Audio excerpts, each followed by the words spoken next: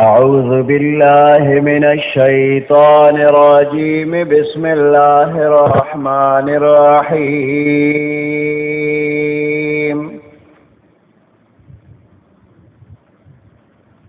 ألهاكم التكاثر حتى زرتم المقابر كلا سوف تعلمون ثم كلا سوف تعلمون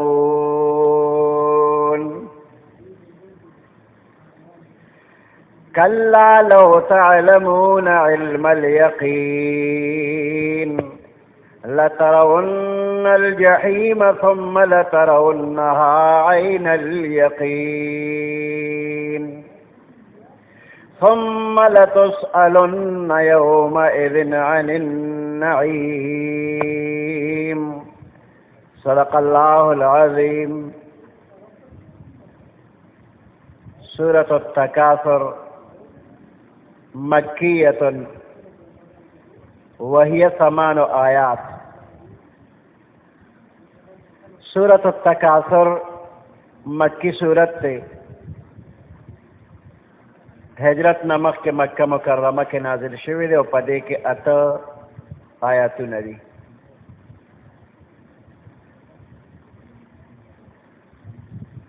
الہاکم التکاثر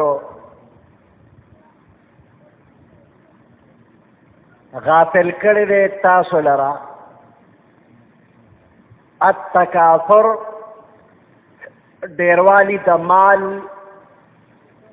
د دولت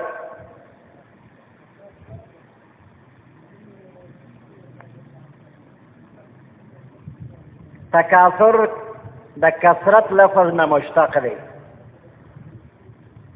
مال او دولت را جمع کول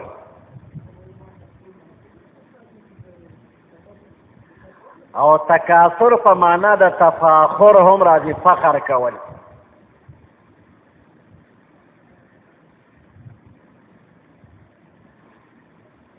عبداللہ ابن عباس رضی اللہ تعالی عنہما فرمائی کہ پیغمبر علیہ السلام الہاکم التکاثر اولستو نو وی فرمایل چې د دینه مراد دا دی چې مال په ناجایز طریقو باندې حاصل کړي شي او په دې مال باندې چې د الله د طرف نه کوم فرایض لازمیږي په هغې کې خرچ ونه کړي شي.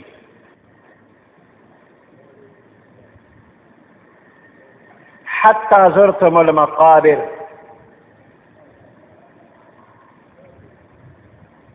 تر دې چې تاسو قبرونو ته ورسېږئ.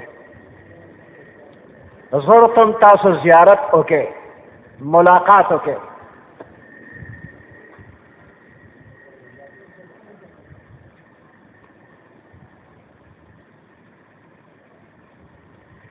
نو د قبر ملاقات د دې مطلب دا دی چې حتی یأتیکم الموت تر دې چې تاسو له مرګ راشي.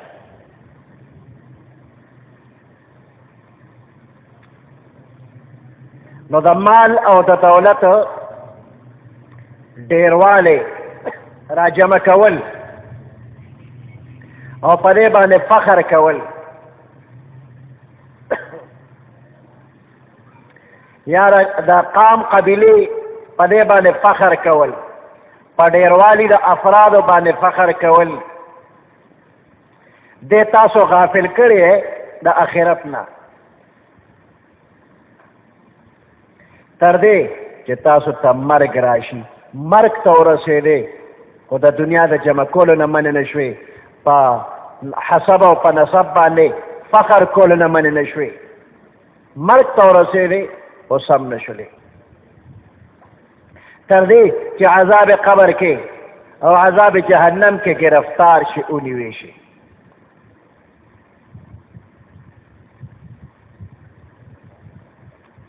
نو په دې کې ترغیب د انسان ته چې انسانه ځان ته مرګ یاد کا قبر ته به ځې خدای ته به مخامخ کېږي نو فخر مه کوه غرور مه کوه.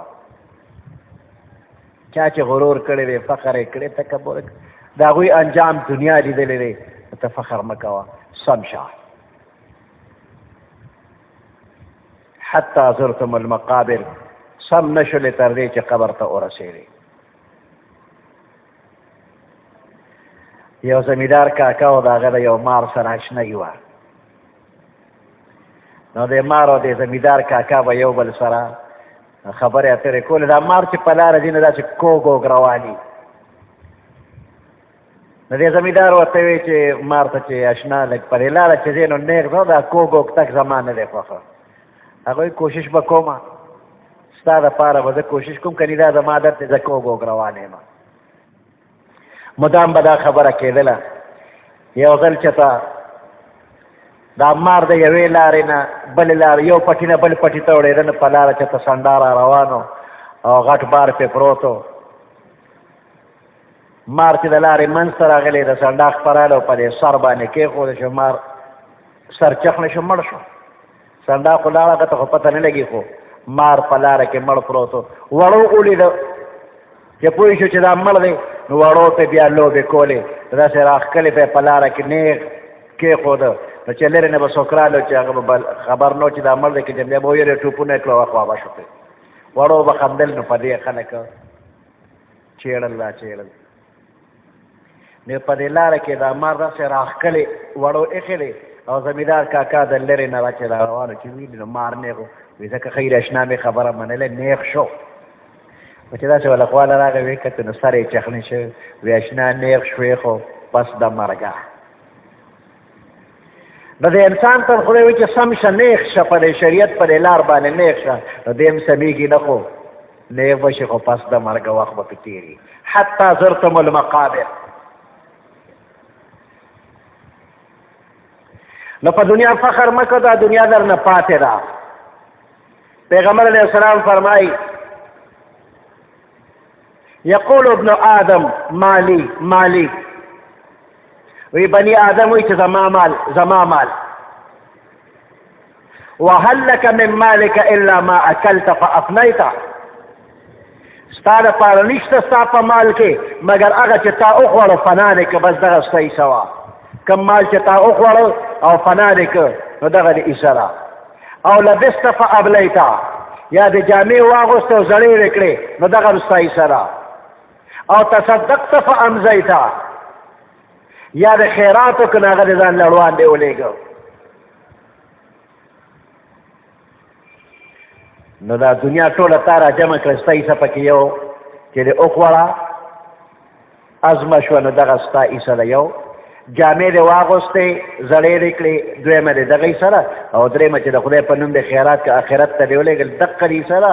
او دا نور وما سوا ذلک فذاهب، د دې نه علاوه چې څه دي هغه بس تېرېدونکي دي، ستا د لاسه تلونکي دي، هغه وروسته بل ته پاتې وي. وتارکه للناس، دا بنده پرېښودونکی دی خلکو ته. نو ستا حصه ستا د خوړلې شوې حصه، ستا اغوستې شوې حصه، او ستا صدقه چې مخکې دې لېږلې، دا درې حصې پکې ستا دي. دا نور خو پردی مال دی، هسې پې خواري کې تا نه پاتې شي، دا د بل دي. او سره د دې هم بنده پوهېږي چې ما نه پاتې خو را جمع کول کوي. پیغمبر علیه السلام فرمایي لو کان لابن آدم وادیا، کله یو بني آدم دپاره یو لوی میدان وي، وادي لوی میدان من ذهب د سرو،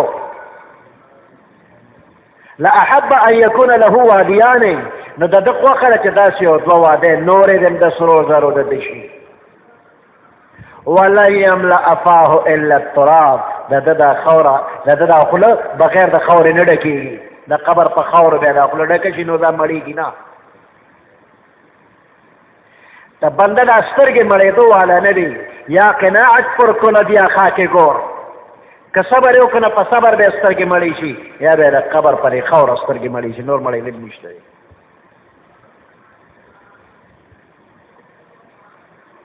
نو د دنیا په دې څیزونو باندې غافله کېږه ما، آخرت نه بې فکره کېږه ما.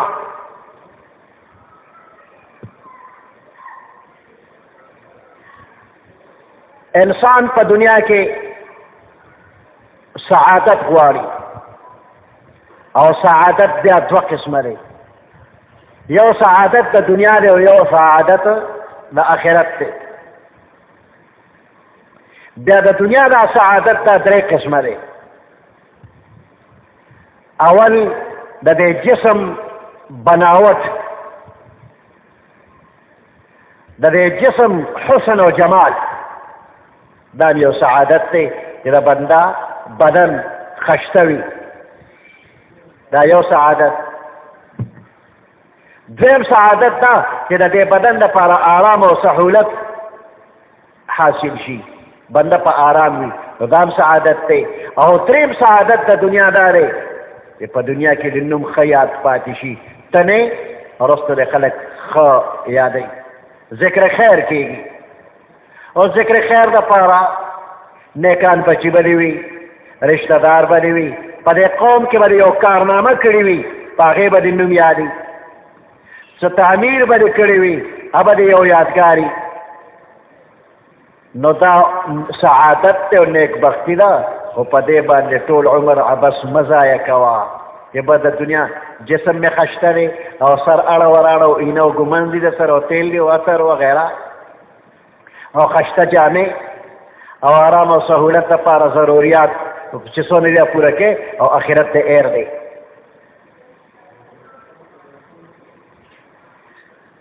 نو د دنیا په دې سعادت حاصلولو کې چې دومره غافل شي چې د آخرت سعادت نو دا یې تاوان وکړه. کلا سوف تعلمون، هرګز د دنیا په دې څیزونو باندې غرور او تکبر نه دی پکار، په دې غافل کېدل نه دی پکار. سوف تعلمون زر دی چې پوه به شي، ثم کلا سوف تعلمون، بیا هرګز داسې پکار نه ده، پوه به شي. نو دا عمر فضل مه تېروه، د آخرت فکر کوه. یو بزرګو هغه د الله په عبادت کې یو طرف ته ګوشه نشین عبادت به یې کو، او د ده یو دوست و چې هغه تاجر و. نو دا تاجر شپه ورځ لګیا دی د دنیا په مینه کې، کله مکانات اخلي، کله جوړوي، قسم قسم د عیش و عشرت سامان کې لګیا دی. یو ځل راغی او دا بزرګ یې ملامته کو، ته خو ډېر ناپوه ما ته وګوره، دونه موده کې مې دومره دولت پیدا کړه، تا څه پیدا کړل؟ نو دا بزرګ ورته وایي نادانه، یو څو ورځو زندګۍ دپاره څومره سازو سامان دې تیار کړی دی؟ دا راته ووایه چې همیشه زندګۍ دپاره دې څه تیاری کړی دی؟ پس د مرګه ستا همیشه زندګي ده، هغې دپاره تا ځان له څه تیار کړي، ځان سره به څه وړې؟ او دا څه چې دې تیار کړي دي دا خو به تا نه دلته پاتې شي، دا تا سره ځي نه. نو د دې په جدایۍ به ته څونه غمجن یې، افسوس به کوې. وی دا خبره چې تاجر واورېدله وی ژړل، او د آخرت فکر ورسره شو. د هغې نه پس د دنیا د کار نه توبهګار او د آخرت په فکر کې لګیا شو.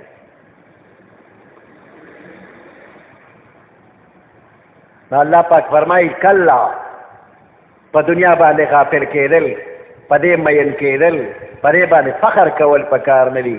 سوف تعلمون. نو چا سره چې د آخرت فکر یې نه دی، دنیا کې د مزې چرچې دا هر څه به ویني، خدای ته به توجه نه وي، آخرت ته به فکر وي چې د چا آخرت باندې یقین وي. یو بادشاه و هغه یو فقیر باندې عقیدتمند شو. یو ځل دغه فقیر د بادشاه نه داسې د طاقت دارو وغوښتله. د دې فقیر واده نه و چې د طاقت دارو یې وغوښتل، نو بادشاه په اړه کې رالل چې د ده به چا سره تعلق وي، د ده به بیبي وي، من ته نه ده معلومه، خو څه تعلق به چا سره وي، ځکه طاقت داروګان یې واغېښتل. بیا د بادشاه به طور امتحان یو خشته وینځه د فقیر له ورولېږله، خو فقیر ورته بلکل توجه ونه کړله. بادشاہ حیران شو. فقیر په اندازه پوه شو چې د دې بادشاہ په زړه کې زما باره کې څه دي. اوس دا فقیر د دې بادشاہ اصلاح کوي. عقیدتمند خدای بادشاہ نو دا فقیر ورته چې بادشاہ یو پټه خبره درته کوم. اوه ورځې کې دننه دننه مرې، اوه ورځې کې به مرې. اوس د بادشاہ خو یقینو چې دا بزرګ سړی دی، بس دې خبرې سره په کور کې چې د عیش او د عشرت څومره ساز و سامانو هغه لرې کړل، په دعاګانو کې او په عبادت کې مشغول دی، او هر یو ساعت غنیمت ګڼي چې په دې کې زه الله یادوم او د آخرت فکر دی، د آخرت جوړولو لپاره لګیا دی. څومره تمناګانې وې هغه ختمې شوې، د ګناه څونه سوچونه و هغه ختم شو، په سړو ګناهونو باندې توبه او استغفار شروع شو. چې دا توبې یې شروع کړې د ګناه نه قلار شو او معافي غواړي، داسې ورو ورو په ده کې نورانیت راته. او بس شپږ ورځې پاتې دي، 15 ورځې پاتې دي، 4 دي، 3 دي، 2 دي، او بس سبا له مرم. هغه 9مه ورځ تېره شوله او سړی مړ نه شو. فقیر له راغی او ورته ویې چې صاحبه تا ما ته وایي چې 9 ورځې کې مرې، نو هغه 9 خو تېرې شولې، زه خو مړ نه شوم.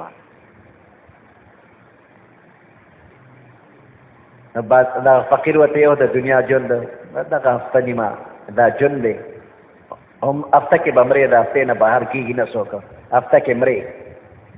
په هغه هفته لا نه ده راغلی کومه کې چې ته مرې، او تا سره چې هغه د طاقت داروګانو نو د هغې څه اثر شته، طاقت دوايانې، هغه د مستۍ او د جوش هغه دوايانې، د هغې څه اثر شته. یې بادشاه پوه شو په اشاره باندې چې چا سره د آخرت فکر وي او د مستۍ چې څومره اسباب وي هغه د استعمال کی اثر پې نه کوي. فقیر سره د آخرت فکر دی، هغه د دنیا فکر نه کوي. که طاقت دار وي هم او که د دنیا د عیش او د عشرت سامان وي هم دا به پې اثر نه کوي. په ظاهره بادشاهۍ کې به وي خو فکر آخرت کې دی، د دنیا عیش او عشرت به پې اثر ونه کړي. نو داسې خلکو ته الله والا خلک دې ته علم الیقین حاصل دی. نو که بنده تا ته علم الیقین حاصل شو نو ته به د دنیا په دې څیزونو باندې غافل، ته به په دې باندې فخر ونه کې. لترونها ته به وپېژنې، وبه یې وینې. لو تعلمون علم الیقین که چېرې تا ته علم راغی د یقین، لترون الجحیم ته به جهنم ووینې، نو ثم لترونها عین الیقین بیا به په عین الیقین باندې ووینې. دا یقین په 3 قسمه دی. یقین کې مرتبې دي، دا د علم 3 شاخه دي.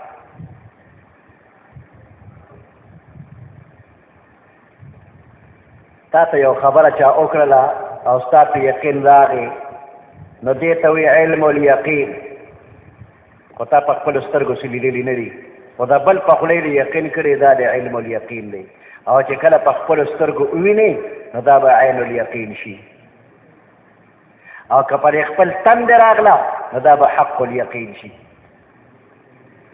مثال په طور باندې یو کلي ته نوې بجلی لاړه او مخکې چې ته بجلی پېژنده نه، یو علاقه داسې ده چې بلکل بجلی هلته تلې نه وه، چاته معلومات هم نه، نو نوې بجلی لاړه. نو چې څوک د زړې بجلی سره بلد دي نو هغه دې کلیوالو ته وایي چې د بجلی دې تارونه دي، دې تارونو کې ګورې بجلی ده، دا شاټ ورکوي، دا تارونه دې له لاس نه وروړی، دا شاټ کوي. ښه وایي دا شاټ کوي، نو دا یقین یې وکړو دا د ښاریه سړی دی او دی ښه پوه دی، هوښیار سړی دی، ښار یې لیدلی دی او د ښار هر څه یې لیدلي، نو دی پوهېږي بجلی تار کې شاټ شته، د دې یقین راغی، دا علم الیقین شو.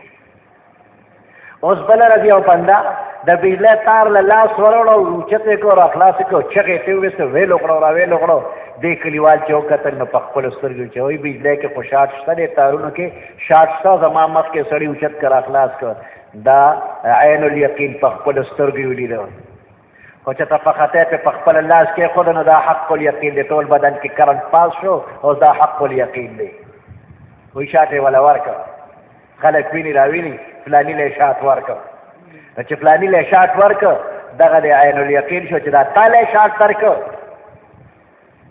اوس یې په دوکان کې بنډل پروت نو هم به لاس نه وروړی وله دا د بجلی تار د شاټ کوي نو په قیامت کې په دې قبر کې به نو نعمتونه الله درکړي دي په دې باندې فکرمند شه او د الله شکریه ادا کړه الهاکم التکاثر غافل کړي د تاسو لرا التکاثر ډیروالی د مال ډیروالی د افرادو یو دوه قبیلې وي هغوی یو بل سره فخر شروع کړ وی زمونږ سره دومره مال دی او بله ورته یې ډله وایي موږ سره دومره مال دی بیا وایي زمونږ دومره سړي د مردم شماري وشوله د یوې ډلې یو پوټې کم شو چې کم شو نو وی زمونږ دومره نوجوانان مقبره کې پراته دي بهادران زمونږ دومره مړه دي راځئ چې وشمېرو نو قبرونه یې وشمېرل چې قبرونه یې شمېرل نو دا بله ډله پرې زیاته شوله نو په دې څیزونو فخر کې سړي هم ډېر دي لښکر هم ډېر دی الهاکم التکاثر غافل کړي دي تاسو لرا ډېروالي د مالو د افرادو حتی زرتم المقابر تر دې چې تاسو قبرونو ته ورسېدلی قبرونه هم وشمېرل یا تاسو قبر ته ورسېدی یعنې مړه شولی کلا هرګز داسې نه ده پکار د دنیا په مال و دولت په ډېروالي باندې فخر پې نه دی پکار او غفلت پې نه دی پکار سوف تعلمون زر دی چې تاسو به پوه شئ ثم کلا سوف تعلمون بیا هرګز داسې پکار نه ده سوف تعلمون زر دی چې تاسو به پوه شئ کلا لو تعلمون علم الیقین که چېرې تاسو ته علم یقین راغلی وی نو تاسو به غفلت نه وکړی فخر به م نه وی کړی لترون الجحیم تاسو به جهنم اوینئ ثم لترونها عین الیقین بیا به اوینئ جهنم لره پر سترګو د یقین په سترګو به اوینئ ثم لتسألن یومئذ عن النعیم بیا به سوال وکړي شي له تاسو نه عن النعیم د نعمتونو په باره کې دا کم نعمتونه چې الله درکړي دي نو د دې په باره کې به الله پاک درنه تپوس کوي نو کم نعمتونه یې درکړي دي وان تعدوا نعمت الله لا تحصوها که چېرې تاسو شمېر د نعمتونو کوئ لا تحصوها نه شمېرلی نه شي نو د دې هر یو نعمت به درنه تپوس کوي که نعمتونه ظاهري دي هم او که باطني دي هم ګوره روغ صحت الله درکړی دی تندرست دی صحتمند دی د دې به تپوس کوي دا اندامونه درله روغ درکړي دي کنډم نه نه د دې روغ اندامونه تپوس به کوي رزق الله درکوي روزانه روزي درکوي تپوس به کوي ګرمي درکوي یخني درکوي د دې به هم نه تپوس په ژمي کې نور ته کښېنې ځان تودی په ژمي کې نور ته کښېنې دا نعمت دی تپوس به کېږي په اوړي کې په یخ سوري باندې کښېنې په دې اوړي کې یخې اوبه څښې دا نعمتونه دي دې نه څوک بچ دی دا نعمتونه خو هر چا له الله ورکړي دي خیر و عافیت الله درکړی دی مال یې درکړی دی اولاد یې درکړی دی آرام او سهولت یې درکړی دی د دې نعمت به تپوس کړي یو ځل پیغمبر علیه السلام د کوره تشریف راوړو جماعت ته چې ویې کتل ابوبکر صدیق او عمر فاروق رضی الله تعالی عنهم مسجد ته راغلي دي خو د مانځه وخت نه و پیغمبر علیه السلام تپوس وکړ څنګه راغلی مانځه وخت خو نه دی جومات ته څنګه راغلی وی صاحب وږي وو د لوږې د لاسه جومات ته راووتو 3 ورځې شو خوراک هم نه دی کړی نو موږ چې زه بس جومات کې په عبادت کې مشغول شو پیغمبر علیه السلام ویل زه هم دغسې وږی ما نو پیغمبر علیه السلام خو خپله برداشت کوو خو چې صحابه کرامو ته وکتل چې ډېر وږي وو که نه نو بس د یو انصاري صحابي باغ ته تشریف یوړو چې هلته ورغې نو داسې تیار خوراک نه و نو دغه انصاري صحابي او د هغه بیبي د پیغمبر علیه السلام ولیدل ورسره یاران یې ولیدل ډېر زیات خوشحاله شو چې موږ څومره خوش قسمته یو پیغمبر علیه السلام زموږ ځای ته په میلمستیا راغلی دی نن زموږ میلمه دی د په یخ سوري باندې کېنول او داسې د قجورې یو غونګر د قجورو ډک هغې رو چې هغې کې څه پخې قجورې څه نیم پخته څه کچه قجورې چې چا څنګه خوښې هغې نه خورې قجورې یې ورته مخې ته کېښودلې او چاړه یې واغېشتله ذبحه کوي پیغمبر علیه السلام پوه شو چې دی به اوس حلالوي وایي د پیو د سارو خیال ساته یعنې چیلې یا ګډه د پیو مال حلوه د پیو ضرورت دی نو هغه د چیلې یو بچی حلال کړ غوښه یې پخه کړله پیغمبر علیه السلام او صحابه کرامو په خپله باندې خوراک وکړ خو فاطمه بیبي د 4 ورځو یا د 3 ورځو نه هره را یو ډوډۍ کې داسې لږه غوښه کېښودله او ډوډۍ پرې راماته کړه وایي دا هغې لولېږي هغه هم 100 ورځو نه نهاره ده چې خوراک وشو ماړه شو نو پیغمبر علیه السلام ابوبکر او عمر رضی الله تعالی عنهما دواړو ته متوجه شو وی قسم په خدای د دې نعمت به د نه هم تپوس کېږي 3 ورځې پس خوراک میلو شو د هغې به هم د نه تپوس کېږي نو نعمتونه ډېر دي ثم لتسألن د دې نعمتونو په باره کې به د نه تپوس کېږي خو موږ د نعمت شکر چېرته ادا کړ خو چې خوله پورته کې ستا په دې سپېره کور کې موږ چې ته ښه ورځ لیدلې ده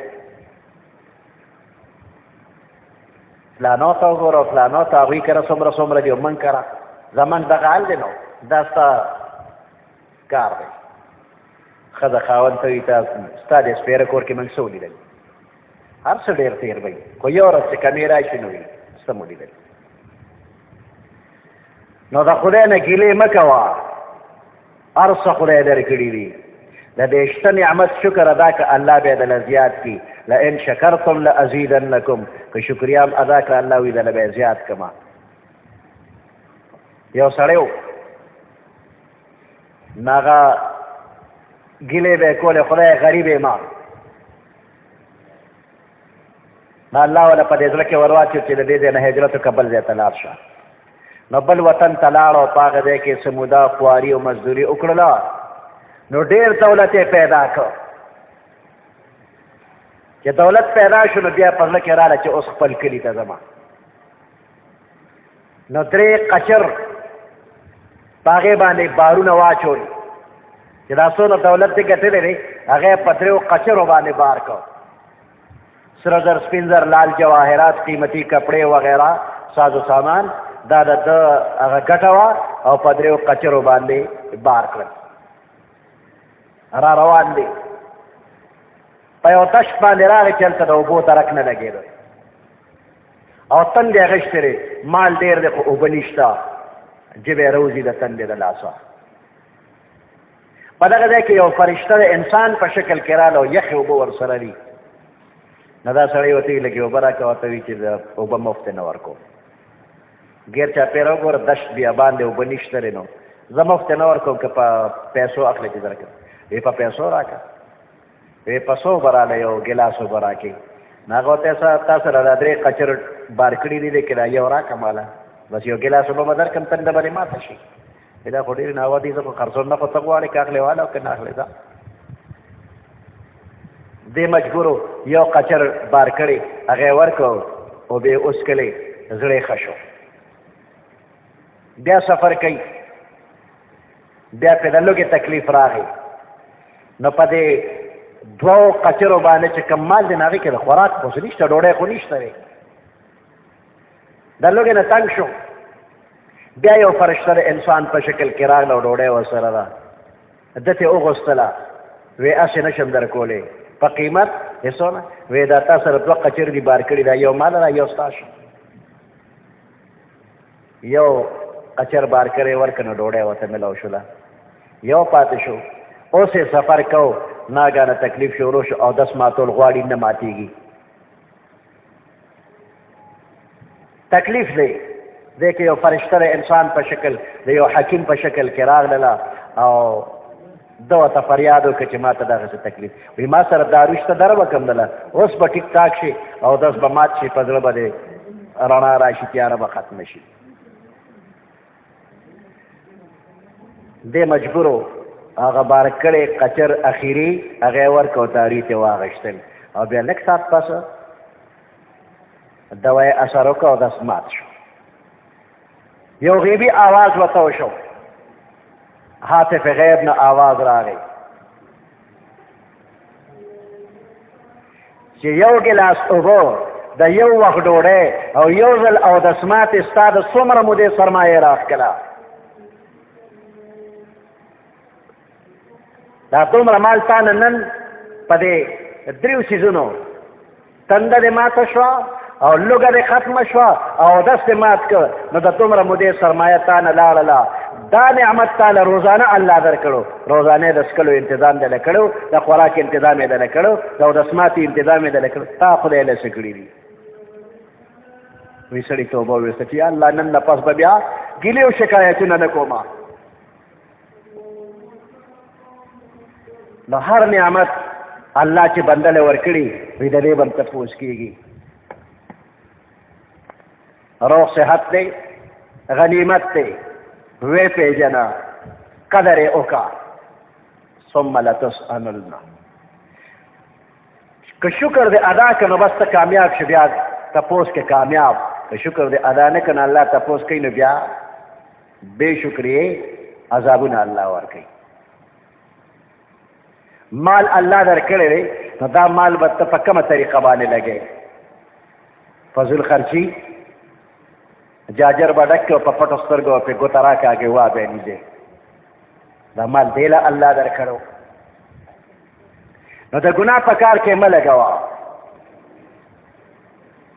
دا زړه الله روغ در کړی دی چې دا بیمار شي دا په څونه پیسو بیا جوړېږي که جوړ شو نو لږ وخت له به جوړ شي اکثر ناکام شي د زړه اپریشن یې وکړو بس ناکام شو مړ شو همیشه دا زړه دې جوړ دی چې ته ضرورت ورته نه و او نن ناجوړه شو اسپتال کې پروت یې لکونه روپۍ پې لګې یقین نشته دی چې جوړ به شي او که نه مړ به شي سترګې خدای در کړي دي غوږونه خدای در کړي دي د دې به تپوس کېږي ان السمع والبصر والفؤاد كل اولئک کان عنه مسئولا سترګې غوږونه زړه د دې ټولو باره کې به تپوس کېږي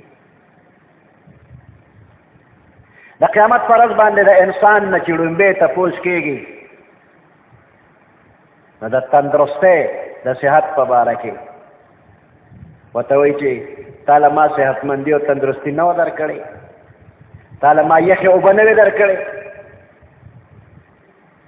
د دې په قیامت کې تپوس کېږي د قبر نه چې بنده پاسي نو دا دوه قدمونه په دې ځمکه لګېدلي دا دوه قدمه به خوځېږي نه تر څو چې دله یو پرچه ورکړي او په هغې کې به 15 سوالونه وي د 15 خبرو تپوس به ترې نه کېږي عمر مې در کړی و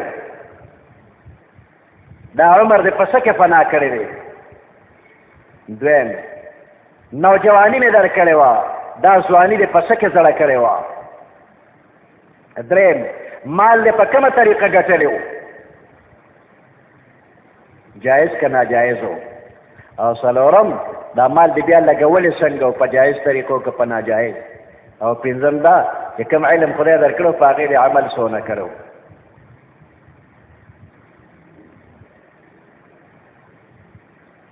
نو د دنیا د هر لذت تپوس په قیامت کې شته خوړل څکل جامې مکان ښځه خاوند د دې هم تپوس شته سړي نه تپوس کوي ښځه مې در کړې وه ښځې ته وایي خاوند مې در کړی و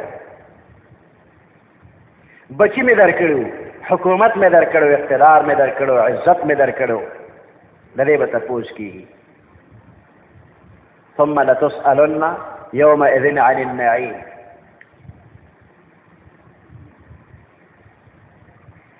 دا صورت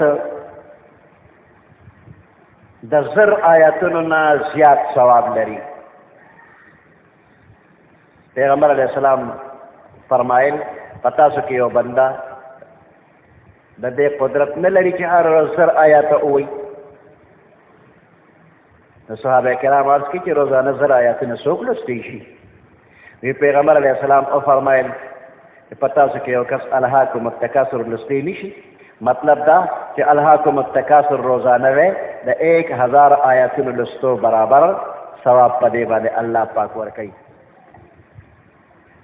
ثم لتسألن يومئذ عن النعيم. بیا به خامخا تاسو نه تپوس وکړي شي یومئذ په دغه ورځ د قیامت باندې عن النعيم د نعمتونو په باره کې. سبحان ربك رب العزة عما يصفون وسلام على المرسلين والحمد لله رب العالمين. اللهم ربنا آتنا في الدنيا حسنة وفي الآخرة حسنة وقنا عذاب النار وادخلنا الجنة مع الأبرار يا عزيز يا غفار برحمتك يا أرحم الراحمين.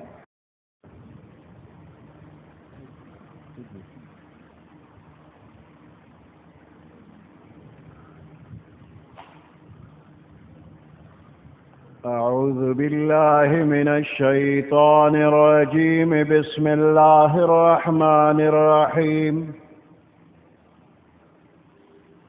والعصر إن الإنسان لفي خسر إلا الذين آمنوا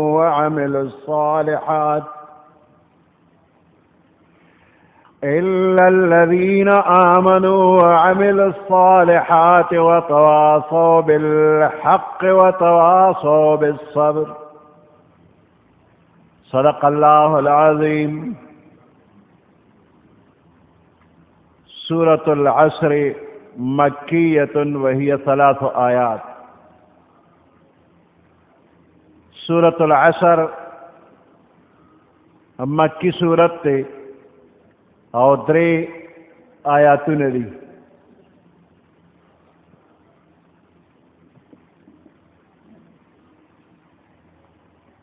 عبید اللہ ابن حسن رضی اللہ تعالی عنہ فرمائی چې دا صحابه کرامو یو 2 کسانو چې هغوی به کلم یو بل سره ملو شو نو دا صورت به اولستو نو علی به جدا کېدل. د دې صورت د تلاوت نه غیر یو بل نه به نه جدا کېدل. امام شافعی رحمت الله علیه فرمایي که چېرې دې خلکو صرف په دې یو صورت کې سوچ فکر وکړو نو دا د دوی لپاره کافي دی. نو دا یو ډېر مختصر صورت دی خو جامع دی. د دنیا او د آخرت د دواړو درستی صحیحواله په دې کې بیان شوی دی. په دې صورت کې الله پاک عصر باندې قسم کړی دی. عصر زمانه ته وایي او په دې زمانه کې د انسان عمر هم داخل دی. د انسان چې څومره کمالات دي، سعادتونه او نیکبختیا دي، نو د انسان دا عمر د هغې لپاره یو لویه سرمایه ده. نو دې صورت کې په زمانه باندې الله پاک قسم کړی دی.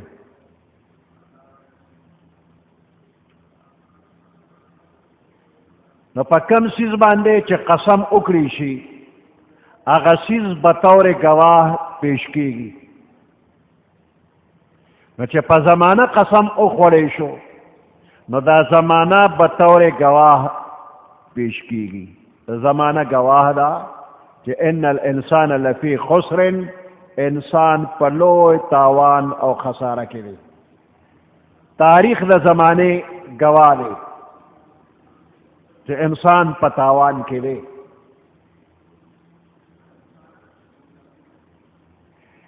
حضرت آدم علیہ السلام د زمانه نوالا تر قیامت پورې تاریخ د زمانه چې ګورې نو انسان با خساره کې را رواني.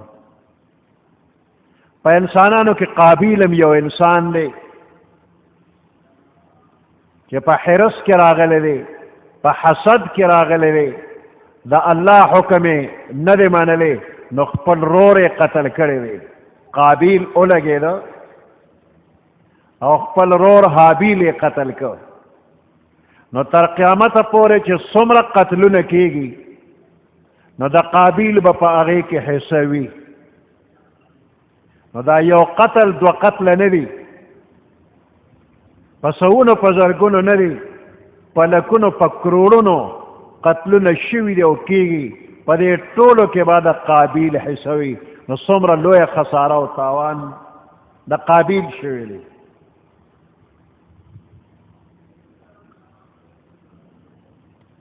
انسان دی، قابیل یو انسان دی، څومره لویه خساره کوي.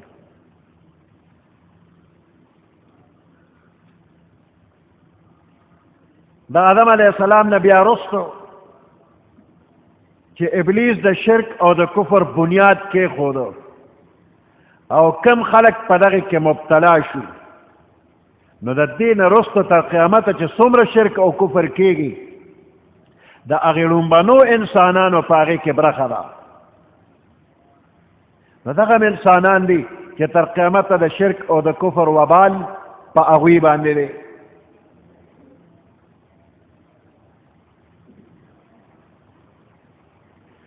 د ابراهیم علیه السلام زمانه کې نمرود هغه هم یو انسان دی، ځان ته د خدای نسبت وکړ، انجام خراب شو، د دنیا یو بادشاه او بیا خپل ځان د انسانیت نه وویسته، د خدای درجې ته ورواړوي، زه خدای یم، لاړه تباه و برباد شو. تر اوسه پورې د هغه نوم څوک په ښکلو الفاظو کې نه اخلي. چرې به هم څوک ونه وایي چې رضی الله عنه یا رحمت الله علیه، دا ورته نه وایي. دغه انسان دی. بیا د موسی علیه السلام په زمانه کې د فرعون حال وګوره، لوی حکومت الله ورکړو، قسم قسم نعمتونه الله ورکړي، چته په مرض نو راغلی، تقریبا سرخوږی او تب هم په هغه نو راغلی. او چې کله الله رک نو داسې رک شو چې چرې به هم څوک ښکلي نوم وانخلي. دغه هم یو انسان دی، څومره خساره او تاوان کې دی. د پیغمبر علیه السلام زمانې ته راشه،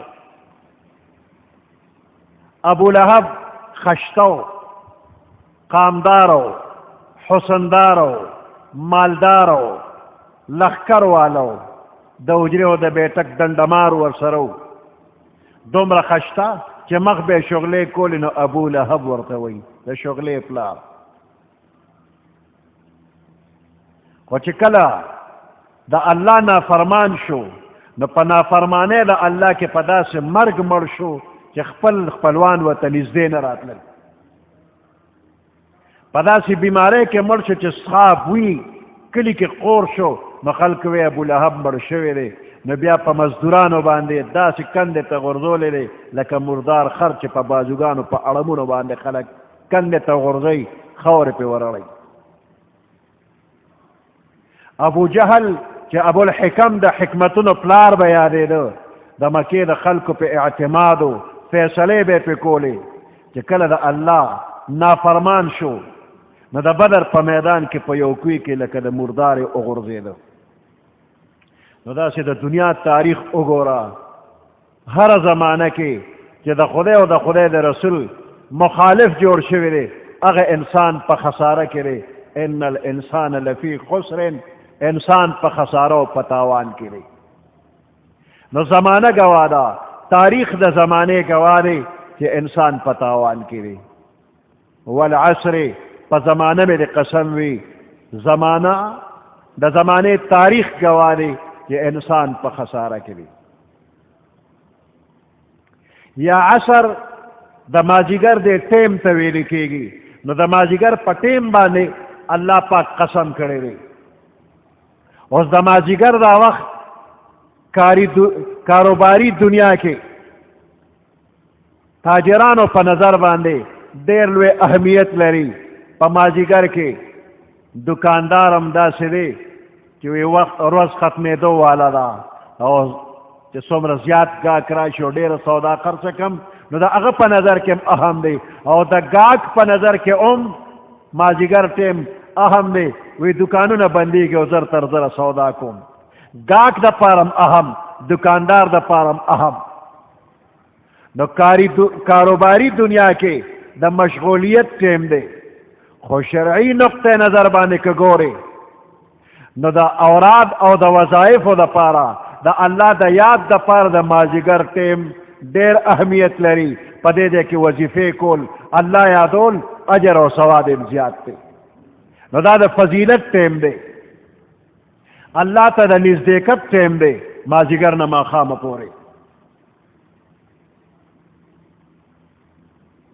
دا خندق دا غزا پا وقت باندے دا پیغمبر علیہ السلام نا دا ماسپخین منز قضا شو دا مازیگر منز قضا شو دا ماخام منز قضا شو او دا ماسخوتن منز دا خپل ٹیم نا دیر رست شو قضا خو نشو تر سہارا نا قضا کی گی خو دا خپل ٹیم نا دیر رست شو نو دا سلور منزنا دا پیغمبر علیہ السلام نا دا خندق دا جنگ پا موقع باندے پاتی شو نو پتی کے زیاد افسوس پیغمبر علیہ السلام دا ماجیگر پا ٹیم پسی کردی دی او دا کافر ہوتا خیری یہ کردی دی اللہ دی ددوی کورونا او ددوی قبرونا دا اور ندک کی منگلے صلاة الاستا پاتی کردی دی صلاة الاستا دا ماجیگر ٹیم دی نمازیگر ٹیم پسی نمازیگر مانزر پسی پیغمبر علیہ السلام افسوس کردی دی کافر ہوتا خیری کردی دی عام طور باندے نمازیگر من سے رچانا فوت شو حدیث مبارک کے راضی دا سے تباہ شو لکچ دا کور مال حال لٹ کرے شو نمازیگر ٹیم باندے اللہ پاک قسم کر دے والعصر نمازیگر پدے ٹیم میں دے قسم ہوئی یا دا زمانے نا خاص دا پیغمبر علیہ السلام زمانہ مراد دا پاغیبان دے اللہ قسم کرے دے دا محبوب پا زمانہ میں دے قسم ہوئی دا پیغمبر علیہ السلام پا مبارک زمانہ میں دے قسم ہوئی کہ پدے کے دا رسالت او دا نبوت یو نور راہ کار شوے دے انسان دا اللہ خلیفہ دے خلافت کبرا یو نور راہ کار شوے دے پدے زمانہ میں دے قسم ہوئی کہ انسان پدیر لویا خسارہ کے لئے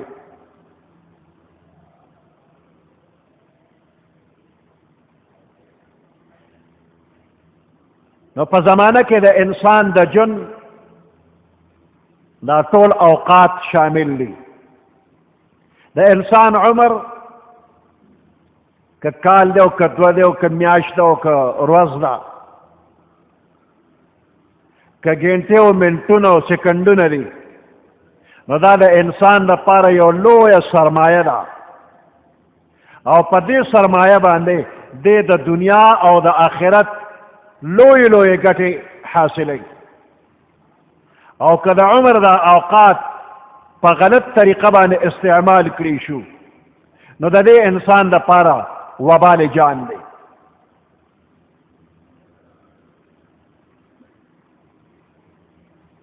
نو عمر تیرے گی ویدا سے تیرے گی لکہ دا سن دا اوبا چی روانی دی بریک نہ لگے گی دا اوبو با بریک یوزے کے انہ لگے گی عمر حسرن تیرے گی لکہ بحر چی بہے گی حیاتک انفاس تعد فکلما مضى نفس منها انتقصت به جزءا وی ستا د ژوند دا ساګانې تعدو د شمیر ساګانې دي. فکلما مضى نفس چې کله یو سا اغشتل تیر شي نو انتقصت به جزءا تا یو جز د ژوند کم که. دا ګړی د ټک ټک ټک کوي نو دا ټک ټک نه کټ کټ وایي ستا د ژوند سیکنډ کټ شو کټ شو. نو یو ساعت تیریږي نو جز کمیږي، ستا د عمر جز کم شو. اوس دا ژوند چې الله درکړی دی نو دا یو تجارت باندې ولګوه چې دې کې ګټه زیاته وشي. د هوښیارتیا نه کار واخله، دا خپله سرمایه فایدهمند کارونو کې ولګوه. نو چې فایدهمند کارونو کې دې ولګول نو ستا د دې نفع حد او اندازه نشته.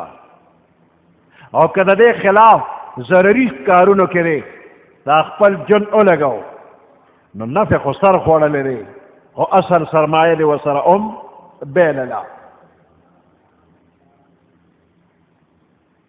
او اصل سرمایه چې لاړله ګټه ونه شوله بې شمېره جرمونه به در باندې راشي.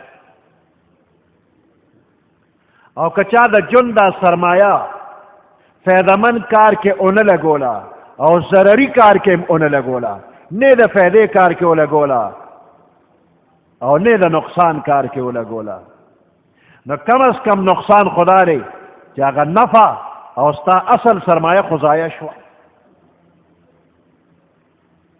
نو پیغمبر علیه السلام فرمایي کل یغدو، هر یو انسان یغدو سبا کوي، فبائع نفسه نو دی دا خپل نفس خرج کوونکی دی،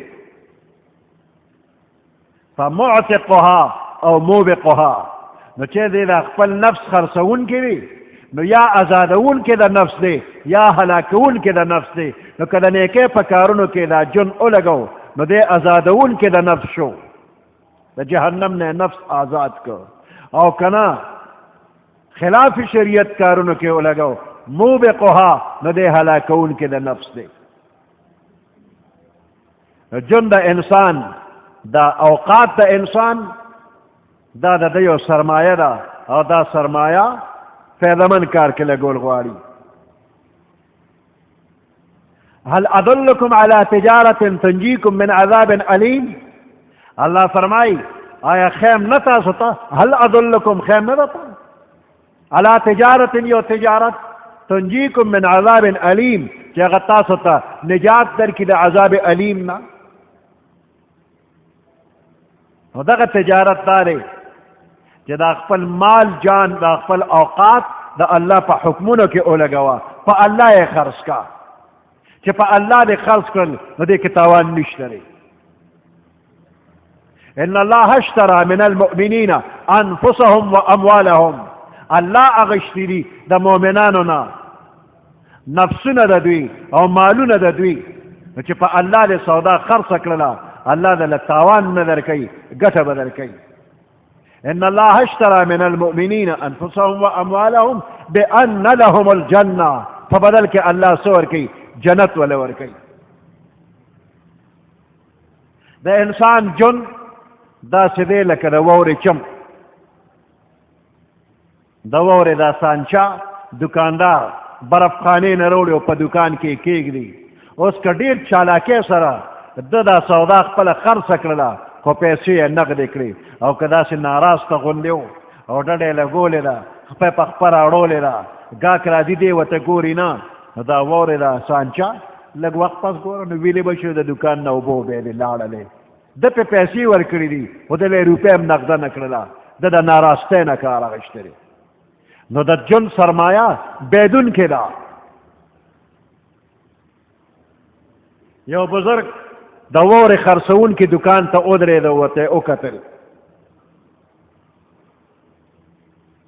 نو هغه وایي زه د سورة العصر په تفسیر باندې پوه شوم، که دا دکاندار غفلت نه کار والي د ده دا واوره اوبه شولې او اوبه ټینګېږي نه بیږي به ضایع شولې.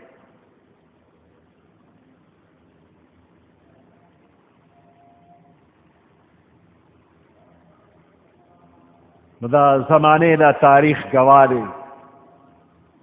دې قومونو ته ګوره چې څوک ترقي کوي، څوک تنزل کوي، څوک په عروج کې دي، څوک په نزول کې دي، څوک ښکته دي او څوک پورته دي.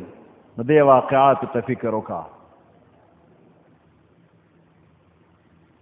والعصر قسم مې دی په زمانه باندې یا د مازدیګر په دې ټیم باندې، ان الانسان لفی خسر، انسان په لویه خساره کې دی. الا الذين آمنوا وعملوا الصالحات، خو د دې لوی تاوان او خسارې نه بچ څوک دی؟ هغه خلک چې ایمان یې راوړی دی، عمل صالح یې کړی دی. وتواصوا بالحق وتواصوا بالصبر، یو بل ته تاکیدي حکم کوي د حق او د صبر. نو دې کې څلور اجزا دي. یو ایمان او عمل صالح، نو دا د انسان د ذات سره تعلق لري، ایمان او عمل صالح. دا د انسان خپل ذات سره تعلق لري. وتواصوا بالحق وتواصوا بالصبر، دا د بل سره تعلق لري.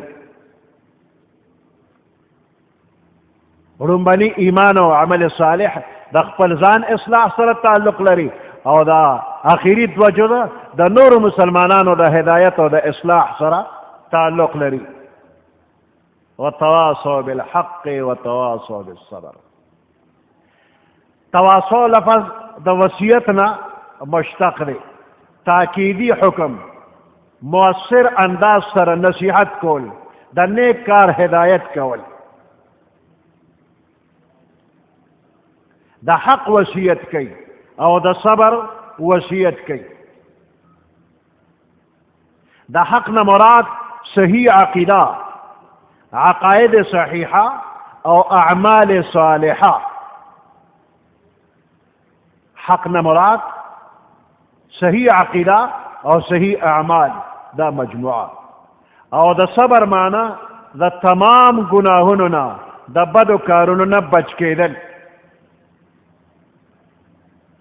نو لکه چې لومبني لفظ کې امر بالمعروف راغی، د نیکۍ کارونو حکم کول، او د دې دویم جز نه د دې صبر نه نهی عن المنکر راغی، د بدو کارونو نه منع کول.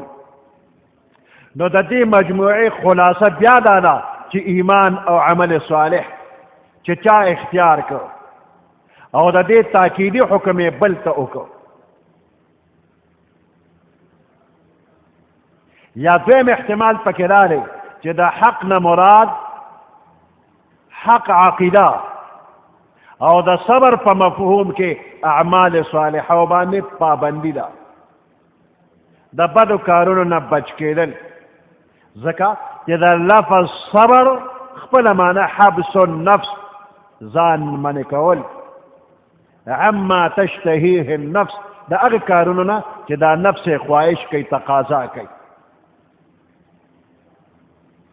نو په دې صبر کې صبر علی الطاعت، تمام د نیکۍ کارونو باندې دا نفس پابند کول، صبر علی الطاعت. صبر عن المعصیت، د ګناه د کارونو نه دا نفس منع کول، او د مصیبت په وخت کې د ګډو وډو خبرو نه ځان منع کول، صبر علی المصیبت دی. گویا کې په دې کې ټول شریعت په دې لفظ کې راغی.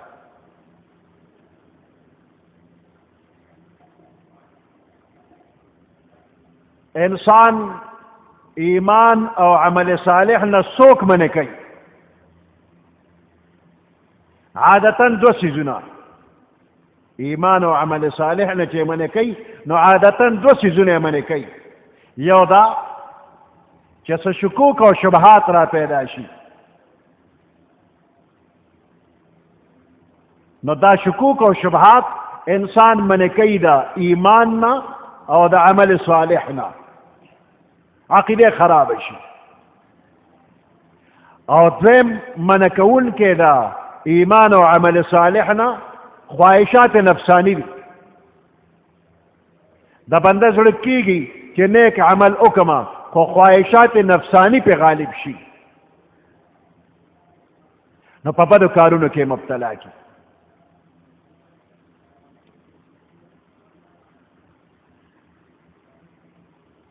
نو وتواصوا بالحق کی شکوک او شبهات لري کېږي وتواصوا بالصبر کې خواهشات نفسانی منې کېږي پرې ښودل دي په دې یو آیات کې وتواصوا بالحق وتواصوا بالصبر په دې کې د شکوک او د شبهاتو لرې کول علاج او وتواصوا بالصبر کې د خواهشاتو پرې ښودلو هدایت ورکېږي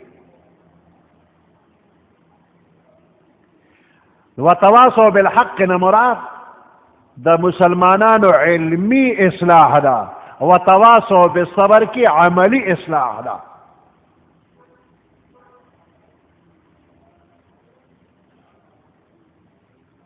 مسلمانانو ته په دې کې یو ډېر لوی هدایت دی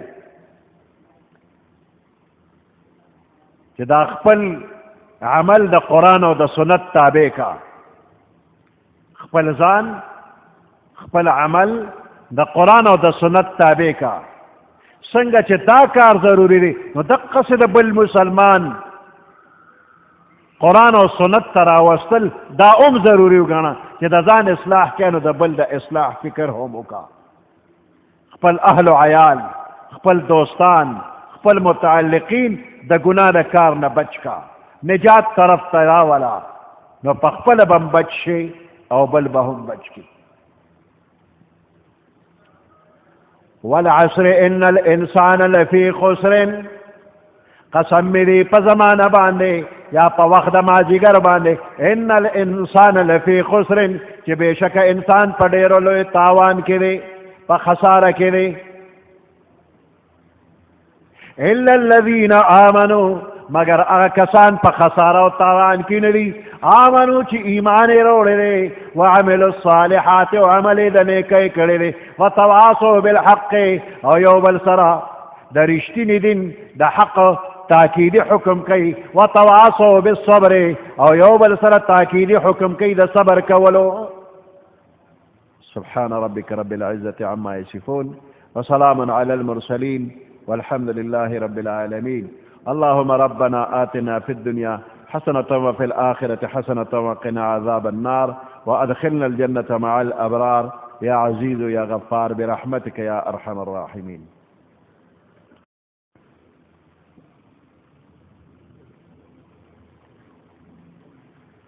أعوذ بالله من الشيطان الرجيم بسم الله الرحمن الرحيم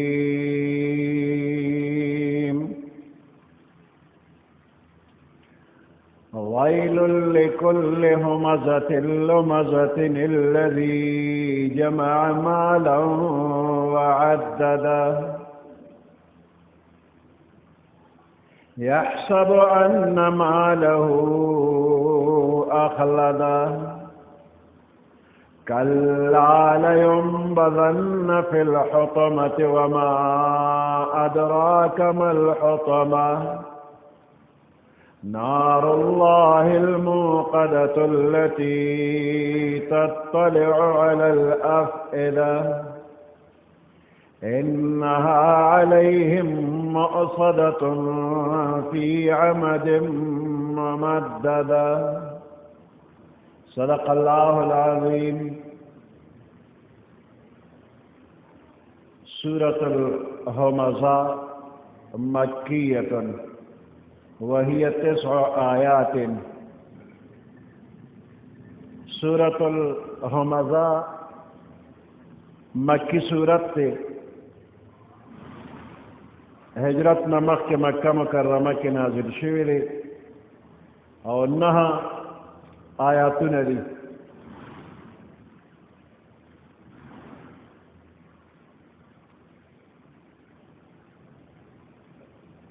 دا صورت دا ابی ابن خلف یو کافر دی دا په حق کې نازل شوی دی او دویم قول پکې دا دی چې دا د اخنس ابن شریق یو منافق کافر دا هغه په حق کې نازل شوی دی ځکه چې ده به غیبت کو اخنس ابن شریق وی ده به ډېر غیبتونه کول یا د امیه ابن خلف په حق کې نازل شوی دی او یا د ولید ابن مغیره په حق کې نازل دی یا د عاص ابن وائل په حق کې نازل شوی دی دا غټ غټ کافرو دوی د مال سره محبت او چغلی کولا غیبت یې کو دا هغوی په حق کې نازل شوی دی دینه مخکې صورت کې والعصر ان الانسان لفی خسر الله قسم کړی دی چې انسان په خساره او تاوان کې وي او دا هغې تاوانیانو بندیانو ذکر د بعضې په دې صورت کې شوی دی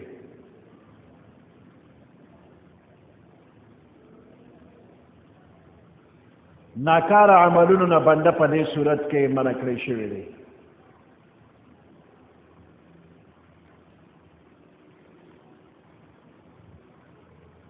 په دې صورت کې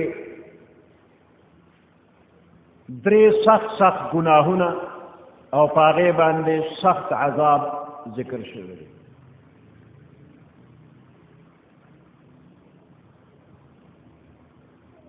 درې ګناهونه چې دي نو یو په هغې کې ویل لکل همزة لمزة نو همز او لمز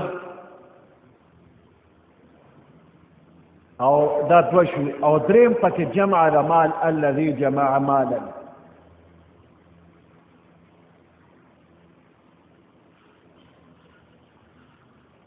دا همزه معنی په دې ده کې دا ده چې غیبت کوونکی دی پسې پشت چا پسې خبرې کول پسې پشت پیشي شا چا پسې خبرې کول د چا عیبونه ذکر کول او لمزه مخامخ چاته خبرې کول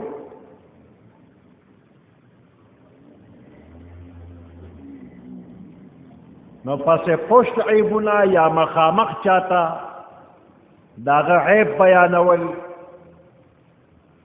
دا د ډېر مال د حرص د وجې نه کېږي چې بنده مالدار شي نو دې مخامخ هم ستغه سپوروي او چې څوک نی نو هم هغوی پسې خبرې سپکې کوي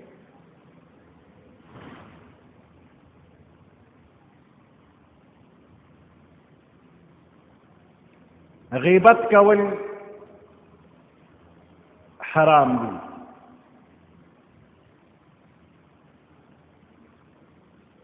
با سورت حجرات کې د غیبت بیان الله پاک کړی دی ولا يغتب بعضكم بعضا أيحب أحدكم أن يأكل لحم أخيه ميتا فكرهتموه واتقوا الله إن الله تواب رحيم نو دی آیات کې د غیبت بدی الله پاک بیان کړی را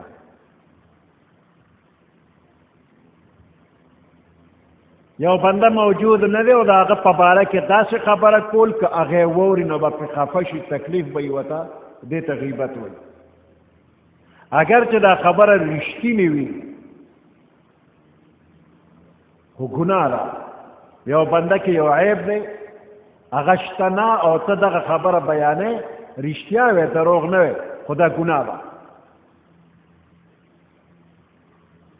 او که دا خبره رښتیا نه وه دروغ و بیا دې ویله نو دې ته تهمت وایي دې ته بهتان وایي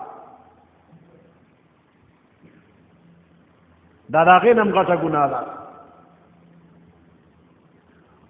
اوس یو بنده کې یو عیب دی او هغه موجود نه دی او ته بیانې نو دا غیبت دی نو که موجودو او بیا دې دا خبره کوله نو بیا هم ګناه ده چې مخامخ ورته خبره کوې نو دې ته لمز وایي ایحب احدکم ان یاکل لحم اخیه میتا، په تاسو کې د یو کس دا خوښه ده چې دی د اخري غوښه د رور چې هغه رور مړ وي، د مړ رور غوښه خوړل دې خوښ دي؟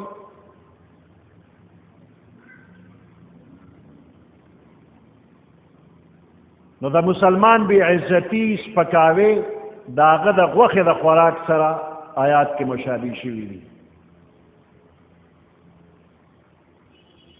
که یو بنده مخامخ وي او ته د هغه عیبونه بیانې، داسې لکه مخامخ چې هغه نه ته غوښې راشوکې جنبې دی او ته غوښې راشوکې او خورې دی، او چې هغه ني داسې ده لکه چې مړ دی او ته یې غوښې شوکې او خورې.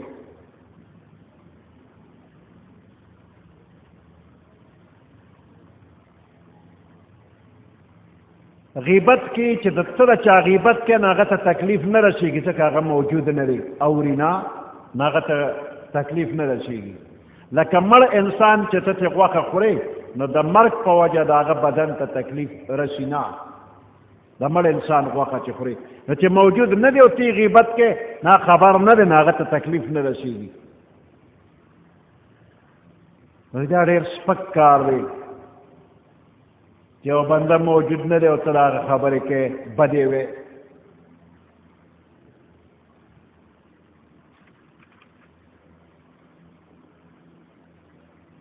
غیبت کې د حراموالي وجه دا ده چې تاسو منې کوي نه دغه وخت کې هغه بنده په خپله شته نه ته چې د چا غیبت کوې نو هغه خو شته نه چې تا منې کي، او دا نور خلک خو تا نه منې کوي. مدافعت والا نشته دی، او چې مخامخ چاته خبره کوې نو شاید چې هغه جواب درکړي، مدافعت وشي. نو په دې غیبت کې سړی زړور وي او دا مخامخ خبره دې کې یو پوټې کمزورې ورځي،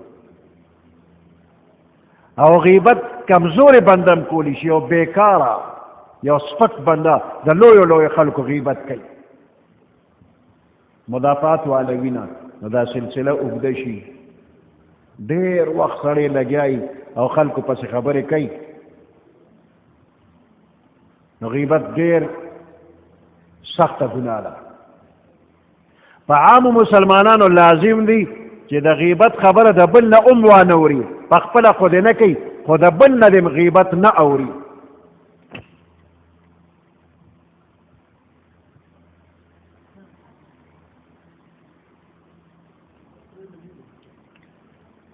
حضرت میمون رحمت الله علیه یو بزرگ دی، یو ورځ یې خوب ولیده، په خوب کې یو تک تور بنده مړ پروت دی او یو आवाज ورته راغی وی د دغه غوښه اخره. نه دی وی ای د الله بنده دا زه څنګه وخورم، دا خو مړ انسان دی.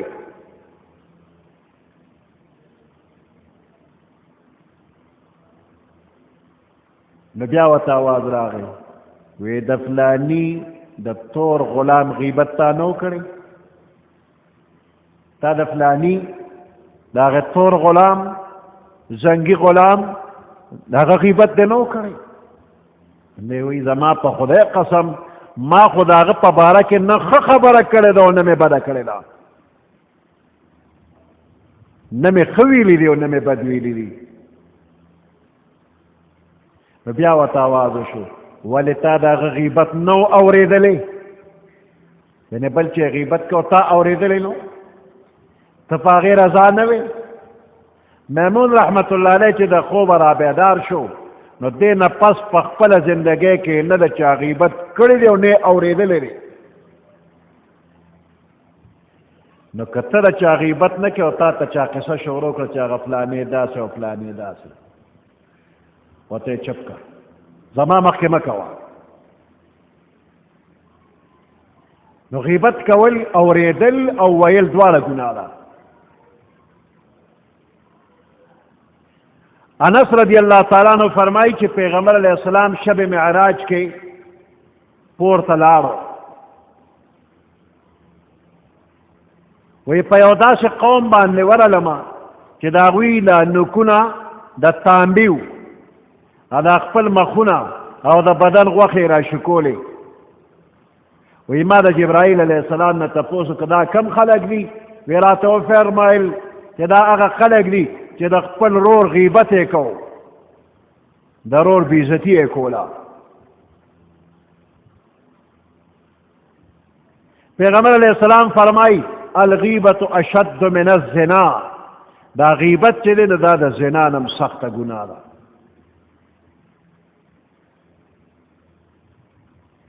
په غیبت کې د الله حق هم وهلی کېږي او د بنده حق پکې هم وهلی کېږي. حق الله د هغې مخالفت او حق العبد د هغې ضایع کول پکې هم دي. نو چې د چا غیبت دې کړی دی هغه نه به معافي غواړي، دا لازمي خبره ده چې د چا غیبت دې کړی هغه نه به معافي غواړي.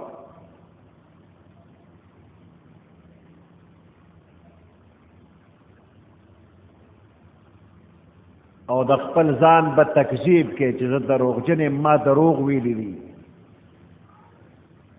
او که دا بنده وفات شوی تا یې غیبت کړی دی نو اوس به ته څنګه معافي غواړې؟ اوس به هغه ته دعا کې اللهم اغفر لی ولمن اغتبته، یا الله مام وبخې ما چې د چا غیبت کړی دی هغه ام وبخې. اللهم اغفر لی، خدای ما وبخې، ولمن اغتبته، ما چې د چا غیبت کړی هغه ام وبخې. اللهم اغفر لنا وله، یا الله منګه مبخې او هغه مبخې چې منګ د چا غیبت کړی وي. غیبت به د ماشوم هم نه کې، د لیوني به هم نه کې، د کافر به هم نه کې.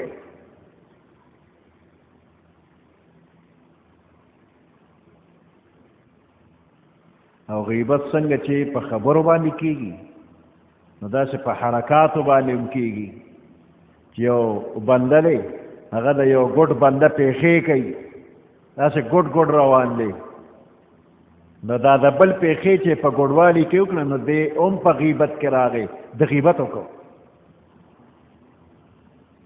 یا د چا پوزه چیتې ده او ته په پوزه ګوته کېږې زور ورکې نو بس بل ته پوه شو چې دی پلانیات کې چې د هغه پوزه چیتې ده.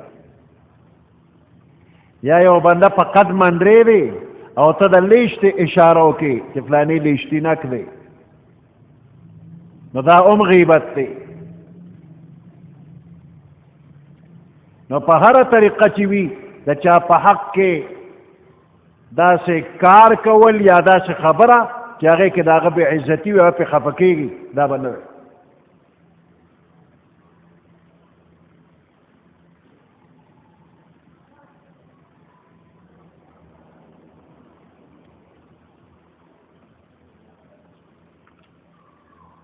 د الله په بندیانو کې بدترین هغه خلک دي چې چغلي کوي، د دوو دوستانو په منځ کې فساد پیدا کوي او د بېګناه خلکو عیبونه لټوي. بېګناه خلکو عیبونه، د کې دا عیب دی او د کې دا عیب دی. نو په دې باندې الله عذاب ذکر کړی دی. او دریم خصلت په دې دی کې چې عذاب پې ذکر کېږي هغه د مال حرص او د مال محبت دی. مال یې دومره خوښ دی چې د هغې بار بار شمېرل کوي چې څو دی او څو به شي. نو مال جمع کول بده نه ده، مال سره محبت کول بد نه دی. خو هغه مال چې په هغې کې حقوق واجبه نه ادا کېږي دغه مال جمع کول بد دي. زکات یې نه ورکوې، خیر خیرات پکې نه کوې او را جمع کوې، دا مال ښه نه دی.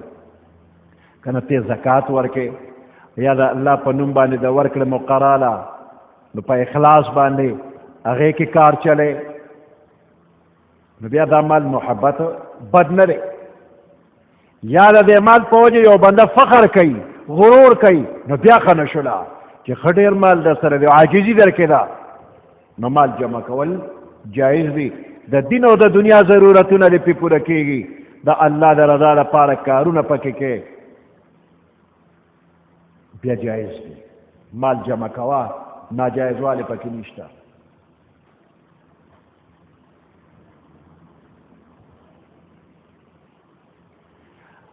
غیبت کول، مخامخ خبرې کول او مال جمع کول، دا درې ګناهونه چې ذکر شو نو په دې باندې سزا الله ذکر کوي چې دې بنده لپاره جهنم دی. لینبذن فی الحطمة وما ادراک ما الحطمة نار الله الموقدة. حطمه ماتونکې څه شی دی؟ دا الله اور دی بل کړی شوی دی. تطلع علی الافئده چې هغه په زړونو ورخیږي، زړه ته ځان رسوي. په دنیا کې چې یو انسان اور ته ورواچول شو وسوځېده، ټول اندامونه یې وسوځېد، زړه هم پکې وسوځېده. نو د دنیا اور هم زړه پورې رسېږي. خو دې دی کې الله پاک د جهنم اور ذکر کړ چې زړه ته رسېږي. وی وجه دا ده چې د دنیا اور چې کله په انسان ولګېږي فوراً زړه ته نه رسېږي، اول بهر بدن ته ورسېږي، بدن مړ شو نو پس د مرګ بیا زړه ته رسېږي. او د جهنم اور په جون باندې بنده مري نه او زړه ته شغلې رسېږي. لکه جهنم کې مرګ نشته دی نو بنده جمدی وي او زړه ته د اور لمبې رسېږي.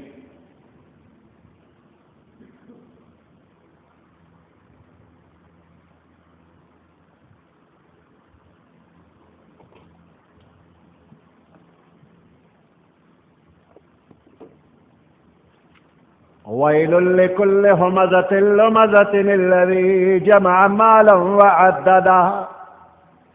ويل هلاكت خرابی و بربادی دا لكل همزة لمزة الذي دا هر هغه کس د پاره چې پس پشت عیبونه لټای. همزه پس پشت پیش چا خلکو پسې خبرې کوي، غیبتونه کوي. لمزتن مخامخ عیب بیانونکی وی. لمزه مخامخ چاته د هغه عیبونه بیانونکی وي. الذي جمع مالا هغه کس چې مال جمع کوي، وعدده بار بار اشمیری. دا دې چې د خلکو غیبت کوي او یا مخامخ خبرې کوي نو دا ولې؟ دا دې مالدار شوی دی، پیسې ورسره شوي دي. نو دې په دې مال باندې غرور او تکبر کوي نو دا بل بنده ورته سپک ښکاري چې سپک ښکاري نو هغې پسې خبرې کوي. نو په دې مال غاوره کېږه ما او دې جهان کې به همیشه اوسېږي نه. یحسب ان ماله اخلدا. دا دا خیال دی چې دا پیسې ما سره دي، زه به همیشه اوسېږم. نه په دې باندې غرور مه کوه، همیشه اوسېدل نشته دی. کبر په مال مه کوه او ځان له جنجال مه کوه، داسې ښکارېږي دا جهان دی جوړ د پلار دی. کبر غرور مه کوه، فرعوني کار دی. الذي جمع مالا وعدده. هغه کس چې جمع کوي مال لره، وعدده بار بار اشمیری. حرص پکې دی، تکبر پکې دی، نو بار بار شمیرل کوي او پیسې لګوي نه، خرچ کوي نه، د لاسه اونځي. اکثر بخیلان وی داسې چې بار بار پیسې شمیري او حساب کتاب کوي او په دې شمیرل او په دې حساب کتاب کې خوند او مزه لري. یحسب ان ماله اخلده. خیال او ګمان کوي دی ان ماله اخلده چې د مال به همیشه اوساتي دلره په دنیا کې. مال به ځنه چته جدا نشي، چته افت او شوق به پرا پرولځي. دې خیال یحسب خیال کوي دی ان ماله چې د مال اخلده همیشه به اوساتي دلره، مال به د سره همیشه وي. کله هرگز داسې نه ده، مال به ترې نه پاتې شي. دا دولت زنا قبر ته نه ځي نه آخرت ته بس لاړ شي. قبر پورې چې بنده ځي نو دې دنیا ته چې راته نو تش لاس راغلی چې دنیا نه آخرت ته ځي قبر ته نو تش لاړ شي. جیب یې هم نه چې پکې څه واچي لاس کې موټي کې مو سره څه نشته. قبر ته تش تور لاس روان. دې دا خیال کوي چې افت به نه راځي، نو دا خیال غلط دی. مال قبر پورې هم نه ځي، مخکې به څه لاړ شي. کلا هرگز داسې نه ده. لینبذن فی الحطمه، خامخا به دې واچولی شي او به غورځولی شي دي فی الحطمه، په حطمه کې به واچولی شي. حطمه ماتونکې. وما ادراک ما الحطمه، تا ته څه پته لګي څه شي پوهې کړه ته چې حطمه څه شی دی؟ نار الله، دا د الله اور دی. نار الله، دا د بندیانو اور نه دی، الله بل کړی دی. د دنیا د دې بندیانو دا اورونه وګوره چې دا څومره تیز دي. عامو کورونو کې چې کم اور دی دا لږ دی.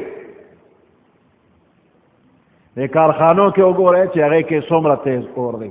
اوسپنه ویلې کوي د اوبو په شان دی، دومره تیز اور چې اوسپنه ویلې کوي د اوبو په شانتي ویلی شي. ستاسو د کور اور هغې خو چې طبقې ویلي نه کړه، دیچکې او پتیلې دله ویلي نه کړه. دا ډېر کم مقدار دی. او د اوسپنې د کارخانه کې وګوره نو هغه اوسپنه نه اوبه جوړې کړي دومره. همدا اور دی، اوسپنه نه ایره جوړوي، سوځوي یې. ویلډ والا وګوره دا معمولي اور دی، او چې په اوسپنه یې کېږي نو هغه اوسپنه نه ایره جوړه کړي. نو دا د دنیا اور دی دومره تیز دی. د الله اور د دې نه هم ډېر زیات تیز دی. وایي د جهنم اور دومره ګرم دی که یو بنده د جهنم نه را وویستی شي او د دنیا په اور کې واچې دا به دومره آرامدeh ورته ښکاره شي چې خوب به پکې ورشي. د دنیا په اور کې به وله خوب ورشي. نو د دنیا اور ډېر ګرم نه دی. د جهنم اور الله بل کړی دی او ډېر ګرم دی. الله دې ته مؤمنان ټول وساتي.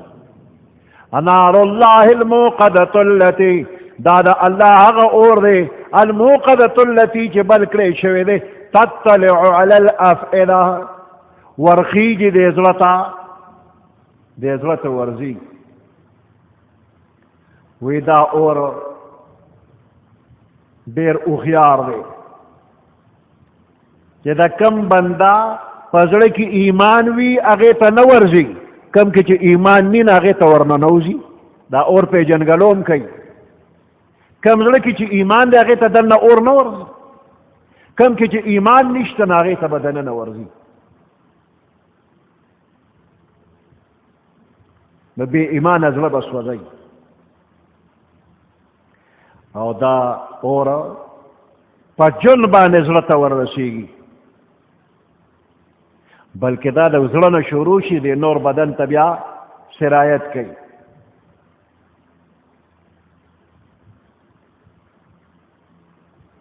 دا زړه به سوځي خو انسان به مري نه. زړه، روح او بدن ټول سوځي خو مرګ نشته په هغه ځای کې. بلکې کافر به په جهنم کې آرزو کوي چې مرګ راوله، الله مرګ راوله، خو دا آرزو به نه پوره کېږي چې دی دې مړ شي. نار الله الموقدة التي، دا الله بل کړی شوی اور، التي هغه اور تطلع على الافئده چې هغه به ورځي زړه ته، زړونو ته. انها علیهم مؤصدة، بېشکه دا اور علیهم پر کافرو باندې مؤصدة را بند کړی شوی به وي، د وتو لار به ني.